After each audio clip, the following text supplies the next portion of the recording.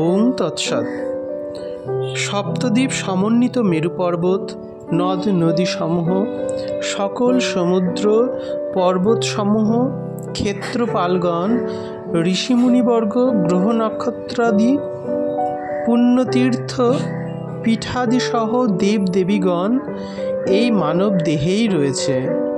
সৃষ্টি সংহারকারী রবি শশী এই দেহ মধ্যেই সর্বদা বিচরণ করছে।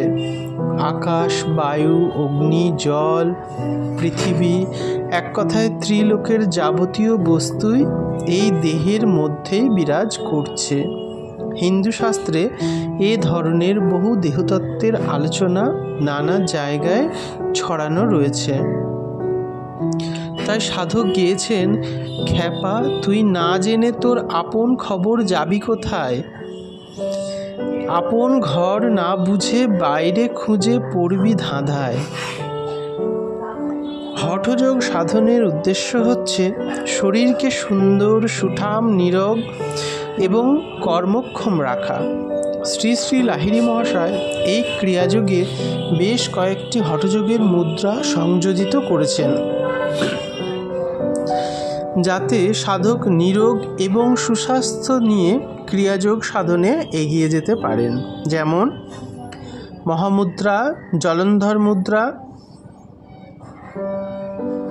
খেচুরি মুদ্রা, শাম্ভবী মুদ্রা, যোনি মুদ্রা ইত্যাদি। ক্রিয়াভ্যাসকেই পুণ্য কর্ম বলার কারণ হচ্ছে যে অন্য সমস্ত কর্মেই তাপ হয়, কিন্তু ক্রিয়া করলে শরীরের তাপ ও অন্তরের গ্লানি সমস্তই নষ্ট হয়। শরীর ও মনের তাপ নষ্ট হলে শরীর ও মনের দিব্য তেজের সঞ্চার হয়। এই দিব্য তেজের সঞ্চার হওয়া মাত্র অন্তর্দৃষ্টি খুলে যায়। তখন ইন্দ্রিয়গণের বিষয় প্রাপ্তি ও অপ্রাপ্তিতে কোনো সুখ দুঃখের আর অনুভব হয় না। সুতরাং বিষয়ের প্রতি চিত্তের টান থাকে না। বিষয়ের প্রতি টান না থাকলে সাধনার বিঘ্ন নষ্ট হয়ে যায়।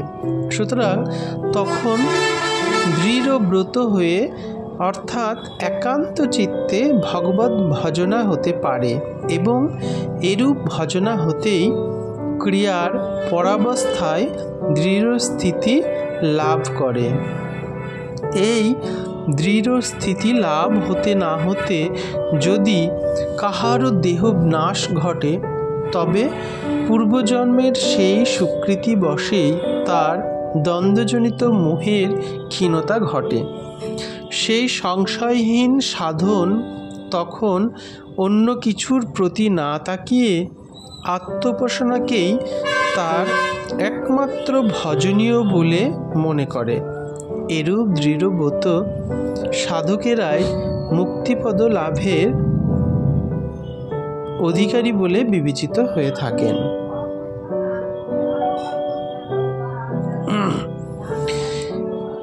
দীক্ষাগুরুর থাকাকালীন অন্য গুরুকরণে অপরাধ হয় না। যদি দীর্ঘদিন যাবৎ কোনো ভগবত উপলব্ধি না হয় বা গুরু তার কোনো উপায় করে দিতে না পারেন, তাহলে গুরুত্যাগে কোনো দোষ হয় না। শাস্ত্রে তার যথেষ্ট উল্লেখ আছে।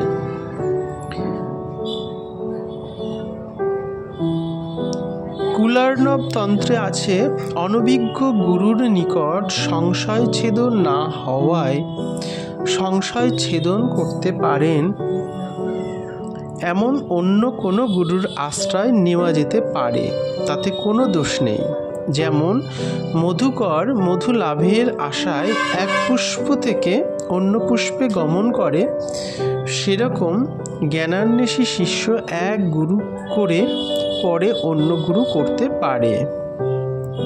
শিবপুরাণেও আছে যে দীক্ষায় শিষ্য অল্পমাত্র আনন্দ বা প্রত্যয় উপলব্ধি করে না, সেই দীক্ষার পর 1 বৎসর কাল দীক্ষা গুরুর আদেশ অনুযায়ী কার্য করে তাতেও যদি